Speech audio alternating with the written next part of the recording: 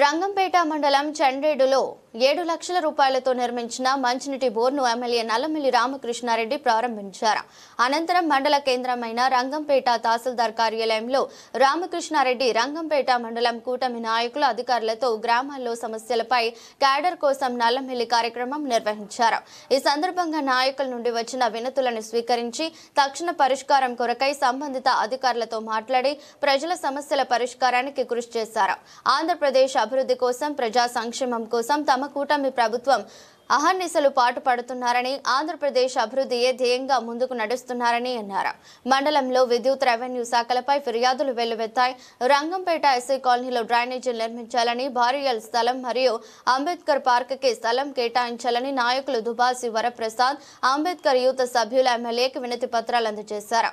కార్యక్రమంలో టీడీపీ జిల్లా ప్రధాన కార్యదర్శి ఆళ్ల గోవిందు, అనపర్తి నియోజకవర్గం ఆత్మ కమిటీ చైర్మన్ ఎలుకుబంటే సత్యబాబు, టీడీపీ మండల అధ్యక్షులు రావు శ్రీనివాసరావు, టీడీపీ రాష్ట్ర లీగల్ సెల్ కార్యదర్శి నీలాపాల త్రిమూర్తులు, జనసేన పార్టీ మండల అధ్యక్షులు గిరిజాల సత్యబాబు, యానాల కొండయ్య, సిఎంఎస్ మాజీ చైర్మన్ పోతుల వెంకటరాజు, రంగంపేట సొసైటీ అధ్యక్షులు గారపాటి రాంబాబు, కొమ్మన రాంబాబు, మండల తెలుగు యువత అధ్యక్షులు వెలమర్తి సుధాకర్, రంగంపేట గ్రామ టీడీపీ అధ్యక్షులు పోతుల చిన్నికాపు, బీజేపీ పార్టీ నాయకులు బోడెం రాంబాబు, మండల తెలుగు రైతు అధ్యక్షులు మోదుకూరే Gopalakrishna, Anaparthi market committee director Maddipudi Satyababu, మండల టీడీపీ నాయకులు Pusala Srinivas, MPDO VV Saibaba, tahsildar K Anasuya, మండల అధికారులు, కూటమి నాయకులు పాల్గొన్నారు. తదితర కూటమి నాయకులు ఉన్నారు.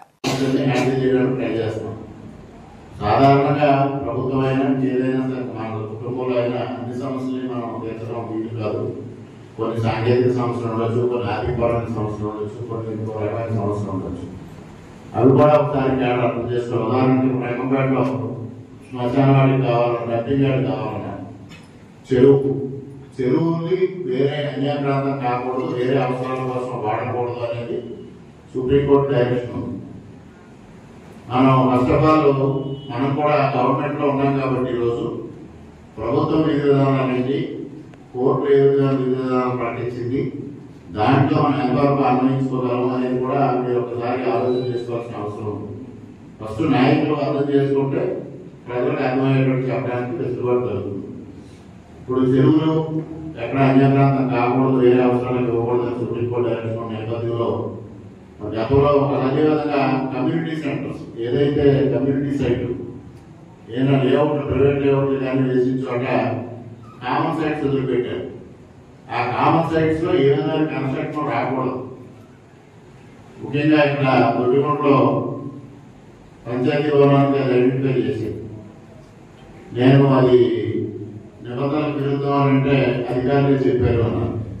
ఫస్ట్ ఆఫ్ ఆల్ అధికారులు కూడా కామన్ సైట్ లో కన్స్ట్రక్షన్ ఉండకూడదు అనే అవగాహన కావాలి. ముఖ్యంగా గత ప్రభుత్వ హయాంలో రైతు భరోసా కేంద్రాలు ఇవన్నీ ఆ కామన్ సైట్స్ లో పెట్టారు.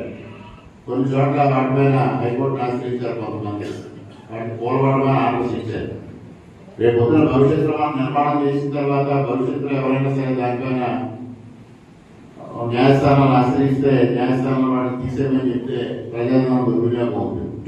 అందుకోసం మనం పీస్ఫుల్ గా ఉన్న సైట్లనే మనం నాయకులు ముందుగా పరిసరాలు ఐడెంటిఫై చేసుకోవాల్సిన అవసరం ఉంది. ముఖ్యంగా మనకి 2 చోట్ల పంచాయతీ భవనాలకు శాంక్షన్ వచ్చి స్థలం సేకరణ కొంత ఇబ్బందిగా మారిన వల్ల కొంత డిలే అవుతా ఉంది. గవర్నమెంట్ కూడా డెడ్ లైన్ ఫిక్స్ చేసింది. మన సాటర్డేనే డెడ్ లైన్ ఫిక్స్ చేసింది. సాటర్డే నాడు శంకుస్థాపన చేసి చెప్పమని, కానీ మనకి ఇంకా అవ్వలేదు. ఈ 2 గ్రామాలని కూడా నాయకులు ఒకసారి సైట్ ఐడెంటిఫై చేస్తే దాన్ని పంచాయతీ భవనాల నిర్మాణం ముందుకు తీసుకెళ్ళవచ్చు. అదేవిధంగా మిగిలిన సమస్యలు ప్రధానంగా ఈపీడీసీలకు సంబంధించిన సమస్యలు ఎక్కువ ఉన్నాయి. అవన్నీ ఆల్మోస్ట్ క్లియర్ చేశారు. ఈ ఇయర్ కూడా అందుకోసమే 27వ తారీఖు గతంలో మనం నిర్వహించుకున్నాం. 4 రోజుల లోపు కానీ 4 రోజులు అయ్యేందుకు చేద్దాం అనుకున్నాం. వారు 1 వీక్ టైం ఇస్తే ఇవన్నీ రిజాల్వ్ చేసి ఇస్తాను, అప్పుడు దీన్ని సమావేశంలో పెడితే సమావేశం కొంత ఫలప్రదంగా ఉంటుందని వారు చెప్పడం వల్ల దీన్ని 1 వీక్ పోస్ట్ పోన్ చేస్తాం. ఆ విధంగా వారు మన రోజున ఇవన్నీ శాంక్షన్స్ ఇచ్చేవారు నాకు ముందుగా తెలియజేస్తే ప్రశ్న మనం సమావేశం చేయకుండా పెట్టుకున్నాం. గ్రామాల్లో ఏ సమస్యలు ఉన్నా మనం ఇది ఓన్లీ నాయకులను ప్రజలు చేసుకున్నాం. ఇది నాయకులు క్రెడిట్ తీసుకోవాల్సిన సమావేశం. ఆ విధంగా నెక్స్ట్ మీటింగ్స్ అన్ని మనం ముందుకు తీసుకెళ్తాం. మరి ఏదైతే ప్రజా దర్బార్ ఉందో ప్రజా దర్బార్ రోజు మాత్రం ప్రజలందరూ వచ్చి వారి సమస్యలు చెప్పుకునే విధంగా డిఎన్సీఎల్ సోమవారం డిఎన్సీఎల్ ఏ విధంగా జరుగుతుంది అదేవిధంగా అది కూడా నిర్వహిద్దాం. అది నెక్స్ట్ ఎప్పుడు పెట్టుకుందాం అనేది డేట్ ముందుగా 2-3 రోజులు ముందుగా చెప్తాం. అది గ్రామంలో రామరామ్ మీటింగ్ ద్వారా మొత్తం తెలియజేసి అందరూ ఆ రోజు వచ్చి రిప్రజెంటేషన్ చేయాలని చర్యలు తీసుకోమని కోరుకుంటూ ఈరోజు సమావేశంగా హాజరైన అందరికీ పేరు పేరున హృదయపూర్వకంగా కృతజ్ఞతలు